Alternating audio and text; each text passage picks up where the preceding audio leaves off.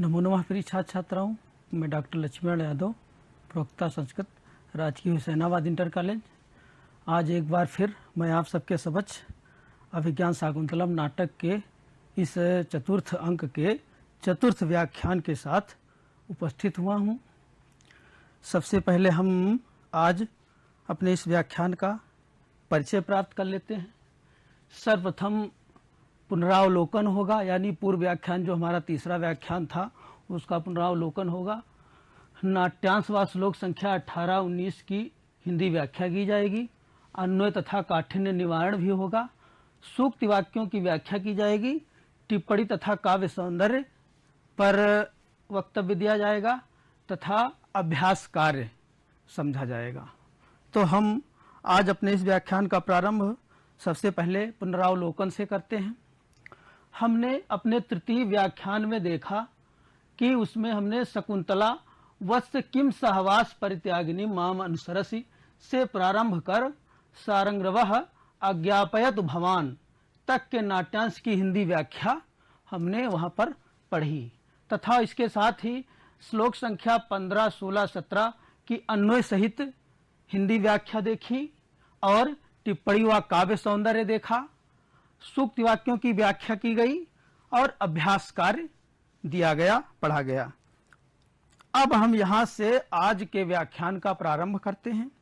तो बच्चों देखिए, हमने पिछले व्याख्यान में पढ़ा, अंतिम श्लोक में शकुंतला के साथ सारंगरव जो आश्रम का काश्यप का शिष्य है, वह विदाई के समय उसके साथ दुष्यंत की राजधानी हस्तिनापुर के लिए आ रहा है। तो राजा दुष्यंत को संदेश क्या दिया जाए, इस संदेश को उन्होंने सारंगरव से कहा, महर्षि काश्यप ने, कि तुम शकुंतला को आगे करके राजा दुष्यंत से हमारी बातों को इस प्रकार से कहना, असमान साध विचिंत्य संयम धना उच्चई कुलई चात्मन, इस प्रकार का श्लोक उन्होंने श्लोक के माध्यम से बताया। वहां पर हमारे उस व्याख्यान का अंत हुआ था। वहीं से आज हम पुनः फिर से इस चतुर्थ व्याख्यान का प्रारंभ करते हैं। सारंगरवः, वो जो उपदेश उन्होंने संदेश दिया दुष्यंत को, उसके विषय में सारंगरव कहता है, क्योंकि उसी से कहा गया है सारंगरवः गृहीतः संदेश, हे भगवान हमने संदेश ग्रहण कर लिया। गृहीतः संदेशः, हमने संदेश ग्रहण कर लिया। काश्यपः, अब काश्यप कहते हैं, वत्से त्वम इदानीम अनुशासनीया असि वनौकसो अपि संतो लौकिकज्ञा वयम, हे पुत्री तुम इस समय शिक्षा देने के योग्य हो, यानी तुम इस समय पति के गृह को जा रही हो, गृह को जा रही हो, इसलिए तुम शिक्षा देनी चाहिए, तुम्हें कुछ शिक्षा देनी है। वनवासी होते हुए, वनौकसो अपि संतो लौकिकज्ञा वयम, यानी वनवासी होते हुए भी हम लोग कुछ सामाजिक बातों को भी जानते हैं। काश्यप कह रहे हैं, काश्यप कह रहे हैं कि मैं वनवासी हूँ, आश्रम में रहने वाला हूँ, वन में रहने वाला हूँ, फिर भी कुछ बातों को जो सांसारिक हैं, जो सामाजिक बातें हैं, उनके बारे में कुछ जानता हूं। सारंगरव कहता है, ना खलु धीमताम कश्चिद विषयो नाम, वो कह रहा है, बिल्कुल सही बात कही आपने, विद्वानों के लिए कुछ भी चीज अज्ञात नहीं होती। वो कह रहा है कि विद्वानों के लिए कोई भी चीज अज्ञात नहीं होती है। यह सूक्ति वाक्य है, इसको आपको ध्यान रखना है। ना खलु धीमताम कश्चिद विषयो नाम, अर्थात विद्वानों के लिए, धीमताम अर्थात विद्वान, जो धीम यानी बुद्धि से युक्त हैं, विद्वान हैं, उनके लिए कोई भी विषय अज्ञात नहीं होता है, चाहे वो वनवासी हो और चाहे वो सांसारिक हो, उनको सभी विषयों का ज्ञान होता है। यह बात सारंगरव जो है काश्यप के विषय में कह रहा है। फिर काश्यपः सा त्वम इतः पतिकुलम प्राप्य, हे पुत्री तुम यहां से पति के गृह को प्राप्त करके, यानी पति के घर को प्राप्त करके क्या करना। अब वह बातें जो एक पिता अपनी कन्या को, पति गृह जाती हुई अपनी पुत्री को जो शिक्षाएं देता है, जो उसके मन में जो बातें होती हैं, जो शिक्षाएं देता है, उन शिक्षाओं को कालिदास ने यहाँ पर काश्यप के मुख से प्रकट किया है। अभिज्ञान शाकुंतलम के चतुर्थ अंक का यह सर्वोत्तम श्लोक है। जो 4 प्रसिद्ध श्लोक है उनमें भी यह सर्वोत्तम श्लोक है। इसको हम सबसे पहले इस श्लोक का सस्वर वाचन करते हुए हम देखेंगे इसके अर्थ को। तो शार्दूल विक्रीडित छंद है इसमें, जिसे हम देख रहे हैं। शार्दूल विक्रीडित छंद का लक्षण हमने पिछले व्याख्यान में आपको बताया था। सूर्यास्वयमस ततः स गुरवः शार्दूल विक्रीडितम, वहां पर 12 और 7 वर्णों पर यति होती है शार्दूल विक्रीडित छंद में। तो हम देखते हैं सबसे पहले यति के, चूंकि सस्वर वाचन करने चल रहे हैं इसलिए हम यहीं पर आपको इस छंद जो यहाँ पर घटित हो रहा है कितने वर्णों पर यति होनी है उसके बारे में यहीं पर आपको बता देते हैं। हम वहां पर बताया कि सूर्यास्वय मस जस ततः सगुरवा, सूर्यास्वय यानी सूर्य की 12 राशियां, 12 पर यति होगी सबसे पहले 12 वर्णों पर। तो 1 2 3 4 5 6 7 8 9 10 11 12 यहां पर हमारी यति होगी, यानी यहां पर हम विराम लेंगे और फिर इसके आगे यहां पर वृत्तिम सपत्नी जने। तो हम अब उच्चारण करते हैं इसका, कह रहे हो शार्दूल विक्रीडित छंद के माध्यम से। शुश्रूषा स्वगुरु नुकुरु प्रिय सखी वृत्तिम सपत्नी जने भर्तुर्वी प्रकृता पिरोषणतया मास्मा प्रतीपम गमः भूयिष्ठं भव दक्षिणा परिजने भाग्ये सनुत्सेकिनी यान्तेवं गृहिणी पदं युवतयो वामाह कुलस्याधयः। बहुत ही उत्तम बात कही है इन्होंने। यह श्लोक का जो अंतिम भाग है यह भी सूक्ति वाक्य है, वामाह कुलस्य आधया, यानी जो बातें हम बता रहे हैं इनके विपरीत आचरण करने वाली स्त्रियां कुल के लिए अभिशाप होती हैं। कौन कौन सी बातें बताई उन्होंने, और उससे पहले उन्होंने इन बातों का समर्थन कराया गौतमी से। कथम व गौतमी मन्यते, यानी गौतमी कहिए इन सब बातों के लिए के बारे में आपका क्या विचार है। तो हम अब अन्वय के माध्यम से इसका अर्थ समझेंगे, अन्वय के द्वारा ही। गुरुन शुश्रूषस्व, यानी हे पुत्री यहां से पति के घर को प्राप्त करके अपने गुरुजनों की सेवा करना। वहां पर जो आपके गुरुजन यानी बड़े बुजुर्ग घर के लोग हैं जो आपसे उम्र में पद में आदि में बड़े हैं उनकी सेवा करना।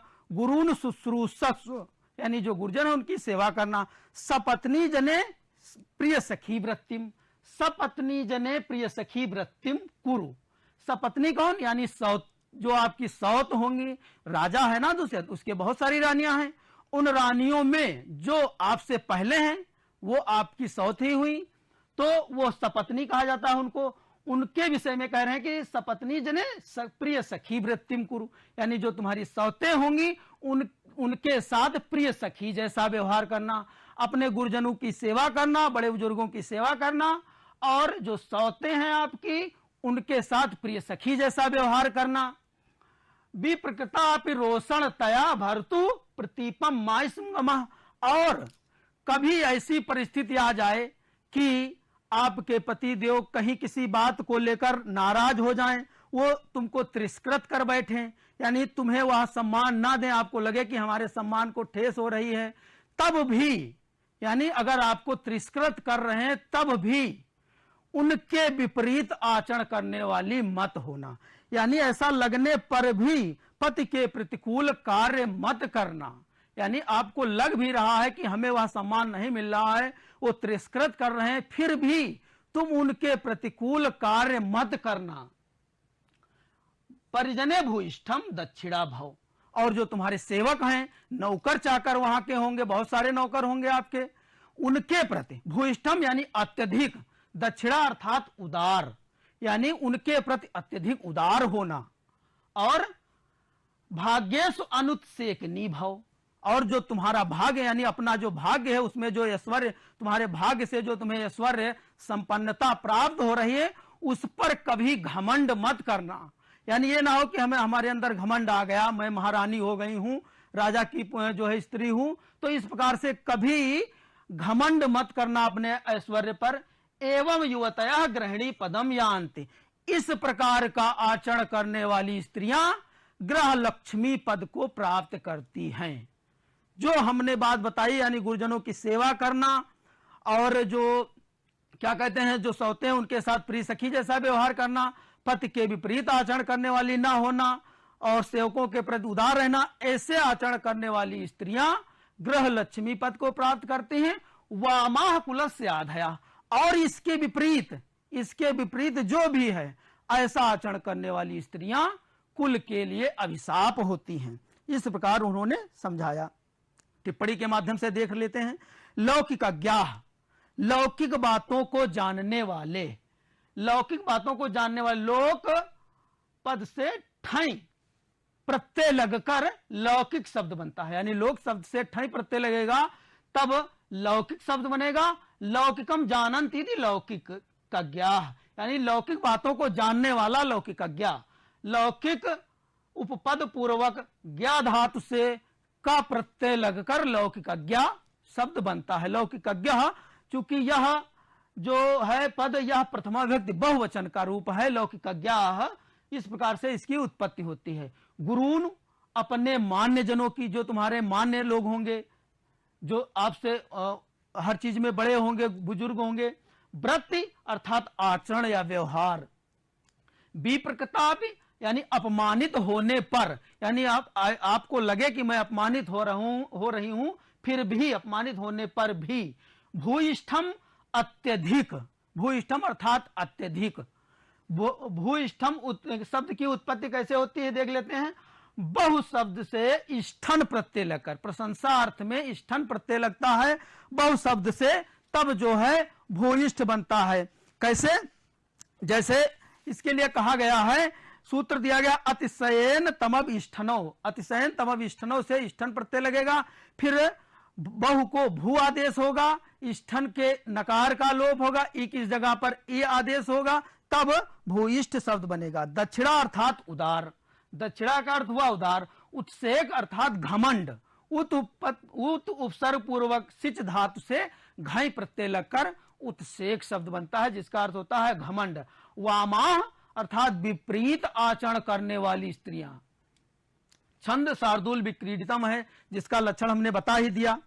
अलंकार आप देख रहे हैं, यहां पर अर्थांतरण न्यास अलंकार है। अर्थांतरण न्यास अलंकार का लक्षण हमने पिछले व्याख्यान में भी बताया था, आज भी फिर बताते हैं। सामान्यम व विशेषो व यत् तदन्येन समर्थते यत्सो अर्थांतर न्यासा साधर्मेण तरेण वा, यानी जब किसी सामान्य बात को कहने के लिए किसी विशेष कथन का प्रयोग किया जाए, यानी उसके समर्थन के लिए किसी विशेष कथन का प्रयोग किया जाए, या विशेष बात को कहने के लिए सामान्य कथन का प्रयोग किया जाए उसके समर्थन के लिए, तो वहां पर साधर्म और वैधर्म भेद से अर्थांतरण न्यास अलंकार होता है। यहां जो गृहिणी पदम युवतः ग्रहणी पद प्रयोग किया गया है, वहां पर साधर्म से, यानी साधारण धर्मों से जो बातें कही गई उन सब का उस गृहिणी पद में समर्थन किया गया है, और वामा में वैधर्म से उन बातों का, यानी विपरीत होने से उन बातों का समर्थन किया गया है। इसलिए यहां पर अर्थांतरण न्यास अलंकार है। आगे देखते हैं नाट्यांश के माध्यम से।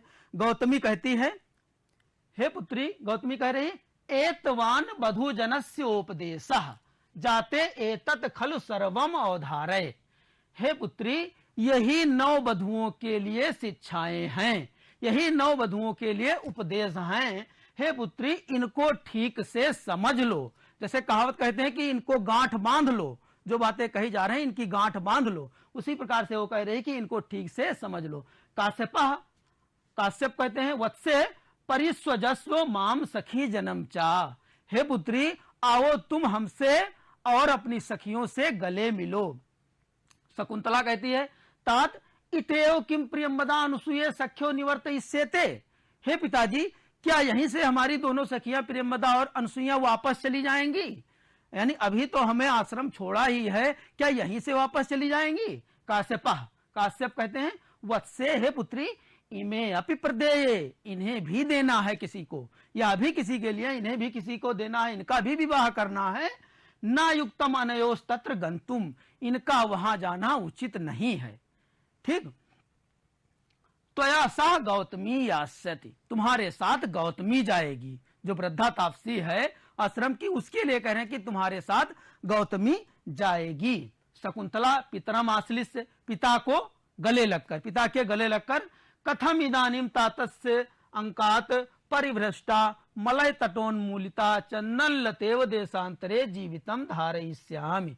हे पिताजी, कथम इदानीम तातस्य अंकात, किस प्रकार से मैं तुम्हारी गोद से अलग होकर, हे पिताजी मैं किस प्रकार से यहां से तुम्हारी गोद से अलग होकर आगे परिभ्रष्टा, जिस प्रकार से मलय पर्वत से चंदन की लता भ्रष्ट होकर यानी नीचे गिरकर दूसरी जगह स्थान नहीं पाती है, वो कह रहे हैं कि मलय पर्वत के किनारे से उखाड़ी हुई चंदन लता की तरह, मलय तटोन्मूलिता चंदन लतेव, मलय पर्वत से उखाड़ी गई चंदन लता की तरह देशांतरे जीवितम धारयिष्यामि, किस प्रकार से मैं अन्य जगह पर जीवन धारण करूंगी। काश्यपः वत्से किम्यो कातरासि, हे पुत्री क्यों तुम दुखी हो रही हो, क्यों इस प्रकार से परेशान हो रही हो। आगे कह रहे हैं श्लोक के माध्यम से, यह हरणी छंद है, इसका भी हम सस्वर उच्चारण करेंगे। देखते हैं इस प्रकार से, यहां पर सबसे पहले हम यहीं पर हरणी छंद का लक्षण देख लेते हैं। रसयुग हयन नसो म्रो स्लो गो यदा हरणी तदा, रस युग हयन कहा गया है, रस युग है, इन तीन शब्दों का प्रयोग किया गया है। रस अर्थात 6 रस, मधुर, अम्ल, तिक्त, कटु, कसाय आदि। युग 4 युग, समझ ही रहे आप, है घोड़े की 7 राशियां, ठीक। तो यानी इसमें जो है 6 4 10 और 7 17, यानी प्रत्येक चरण में हरणी छंद में 17 वर्ण होते हैं और 6 4 और 7 पर यति होती है। 6 4 7 पर यहां पर इसमें यति होगी, हम देखेंगे।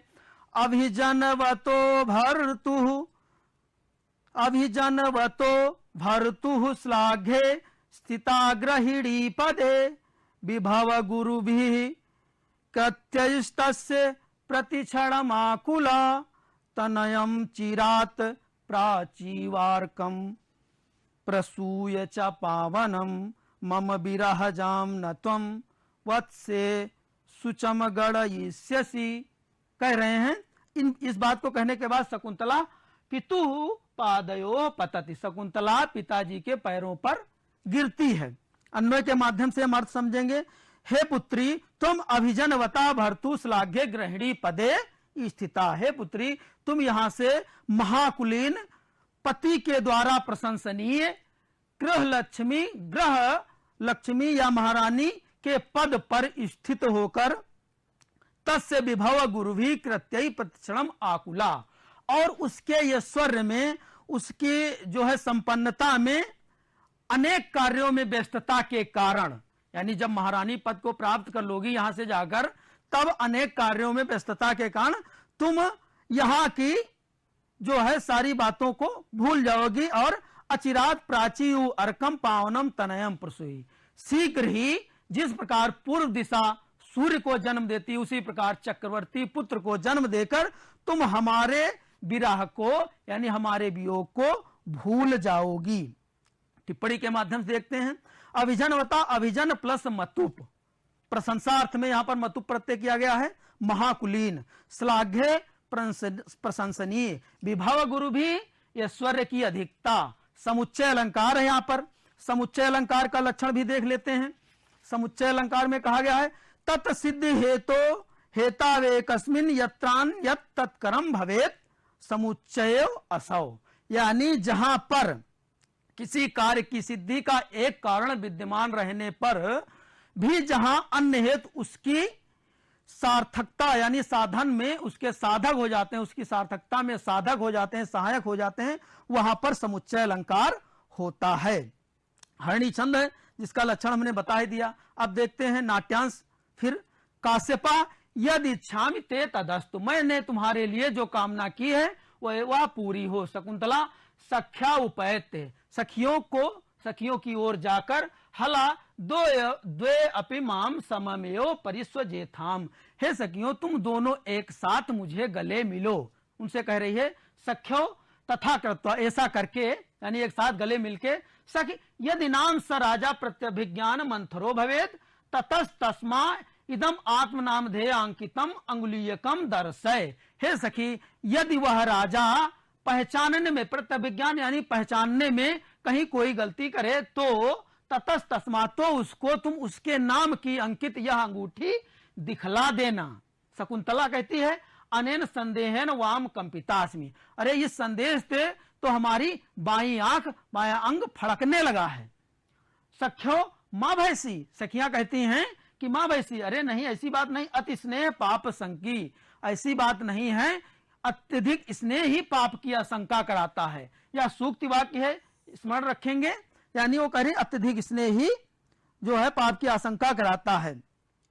सारंगरवा युगांतरम आरूढ़ सविता, अब सारंगरवा कहता है कि सूर्य दोपहर तक चढ़ आया है। युग अर्थात पहर, एक पहर में 3 घंटे होते हैं और 8 पहर में 24 घंटे, यानी दिन और रात मिलाकर 8 पहर के होते हैं।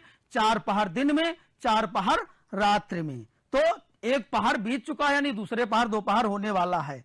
त्वरताम अत्र भवति, शीघ्रता कीजिए। शकुंतला आश्रमाभिमुखी स्थित्वा, शकुंतला आश्रम की ओर देखती हुई स्थित होकर तात कदानुभूय तपोवनम प्रेक्षिष्ये, पिताजी अब मैं इस तपोवन के दर्शन कब करूंगी, यहां कब आऊंगी। इस प्रकार से हमारा आज का यह व्याख्यान यहां से पूरा होता है। अब हम संबंधित प्रश्नों को देख लेते हैं। शकुंतला विदाई की तरफ है, यानी जाने वाली है। वह जब देरी हो रही तो कहती है कि अब मैं जा रही हूं, तो पिताजी अब कब इस आश्रम के दर्शन होंगे। आगे हम फिर अगले अपने जो है व्याख्यान में देखेंगे कि कैसे वह उसे बताते हैं। इस बात को लेकर हम देखते हैं संबंधित श्लोक। ना खलु धीमताम कश्चित विषयो नाम उक्ति से कह वक्ता अस्ति। हमने बताया ना खलु धीमताम कश्चित विषयो नाम उक्ति से कह वक्ता अस्ति सारंगरवः। वहां पर हमने देखा जब काश्यप महर्षि हैं, उन्होंने कहा कि वनौक्षो संतो लौकिक वयम, यानी वनवासी होते हुए भी हम लौकिक बातों को जानने वाले हैं। जब यह बात उन्होंने कही तब सारंगरव कहता है कि बुद्धिमान व्यक्तियों के लिए वस्तुतः कोई बातें अज्ञात नहीं होती हैं, कोई भी विषय अज्ञात नहीं होता है। इस प्रकार से और कुल से आधया का वामा, कुल के लिए अभिशाप कौन होती है, वामा, यानी विपरीत आचरण करने वाली स्त्रियां। कौन से, उस श्लोक के माध्यम से देखा, सुश्रस्व गुरुन कुर प्रिय सखी, यानी अपने गुरुजनों की सेवा करना, इत्यादि बातें जो बताई गई, उनके विपरीत आचरण करने वाली स्त्रियां कुल के लिए अभिशाप होती हैं, ऐसा यहां पर कहा गया। वामा यानी विपरीत आचरण करने वाली स्त्रियां। अभिज्ञान शाकुंतलम नाटक से कह नायक अस्ति। आप जानते हैं कि अभिज्ञान शाकुंतलम जो नाटक है इसमें 7 अंक हैं। राजा दुष्यंत जो कि हस्तिनापुर का राजा है वह ही नायक है। नायक कैसा होना चाहिए, धीरोदात्त प्रकृति का, कुलीन, छत्री राजा ही नाटक में नायक होता है। इस प्रकार से अब आगे देखते हैं। अति स्नेह पाप संकी वक्ता का अस्ति, अति स्नेह पाप संकी वक्ता का अस्ति। यह सूक्ति वाक्य हमने वहां पर बताया कि अत्यधिक स्नेह जो है पाप की आशंका कराता है। कैसे, जब प्रियंवदा और अनसुईया ने शकुंतला से कहा कि हे सखी, यहां से जाकर यदि वह राजा तुम्हें पहचानने में किसी प्रकार की अनमानी करे या किसी प्रकार की ऐसी व्यवस्था उत्पन्न हो जाए कि वो तुम्हें नहीं पहचान रहा हो, तो तुम्हें या उसके नाम की अंकित अंगूठी दिखला देना। वस्तुतः यहां पर जो है साप की बात को परोक्ष रूप से अनुसुईया और प्रियंवदा शकुंतला से बता रही हैं। जो दुर्वासा के द्वारा साप दिया गया था उसी को बता रही हैं। तब वो कहती है कि अरे इस प्रकार की बातें, शकुंतला कहती है इस प्रकार की बातें क्यों कहती हो, इससे तो हमारी बायां अंग फड़कने लगा है, जैसे कोई अनिष्ट होने वाला। स्त्रियों का बायां अंग फड़कना और पुरुषों का दाहिना अंग फड़कना अनिष्ट की आशंका कराता है। तो तब वो कहती नहीं, ऐसी कोई बात नहीं, अति स्नेह पाप संख्या यानी अत्यधिक स्नेह ही पाप की आशंका कराता है। जब हम घर से निकलते हैं, जब कोई प्रिय व्यक्ति हमारा घर से बाहर के लिए निकलता है, तो अनेक प्रकार की शंकाएं हमारे मन में उत्पन्न हो जाती हैं कि यह जा रहा है, अकेले कभी गया नहीं है, या ऐसी कोई घटना रास्ते में ना घट जाए। जब तक वह अपने गंतव्य स्थान पर नहीं पहुंच जाता है तब तक हमारे अंदर बहुत सी शंकाएं बनी रहती हैं, और हम उससे कहते भी बार बार रहते हैं कि बेटा या जो भी है आराम से रहना, इस प्रकार से जाना, रास्ते में यातायात के नियमों का पालन करते रहना, इस प्रकार से जो है कहते रहते हैं। इसीलिए कहा गया अति स्नेह ही पाप की आशंका कराता है। अभ्यास कार्य पे आ जाते हैं। पठित व्याख्यान के आधार पर गौतमी का चरित्र चित्रण करेंगे। गौतमी वृद्धा तापसी है आश्रम की, उसका क्या स्वभाव है, रंगमंच पर कैसे उसके आचरण को प्रस्तुत किया गया है। बहुत ही बुद्धिमान आश्रम के जो कुलपति हैं महर्षि कर्ण, उनके बाद उसी का नाम आता है। वह इस आश्रम की वृद्धा तपस्वी है, सारी बातों को जानने वाली है, इसलिए उसके हम चरित्र चित्रण उसका करेंगे। यहां पर लिखेंगे श्लोक संख्या 18 की अन्वय के आधार पर व्याख्या करेंगे। श्लोक संख्या जो 18 है, शुश्रूषस्व गुरून् प्रिय सखी, बहुत ही इंपॉर्टेंट श्लोक है। ये शिक्षाएं, ऐसी शिक्षाएं उन्होंने वहां पर दी है। पति के ग्रह को जाने वाली स्त्रियों को जो इस शिक्षाएं दी जाती हैं वही वहां पर दी गई हैं, इसलिए उसको हम जो है कायदे से समझकर अन्वय के आधार पर व्याख्या करेंगे। विभिन्न सूक्ति वाक्यों की संदर्भ सहित व्याख्या करेंगे। जो सूक्ति वाक्य हमने बताए इस व्याख्यान में, उनकी संदर्भ के साथ हम जो है व्याख्या करेंगे। श्लोकों का सस्वर वाचन करेंगे। जो श्लोक हमने अभी तक पढ़े हैं उनका सस्वर वाचन करेंगे। ज्यादातर श्लोक वसंत तिल का छंद और आपके शार्दुल विक्रीडित में हैं, इनका हम सस्वर वाचन करेंगे।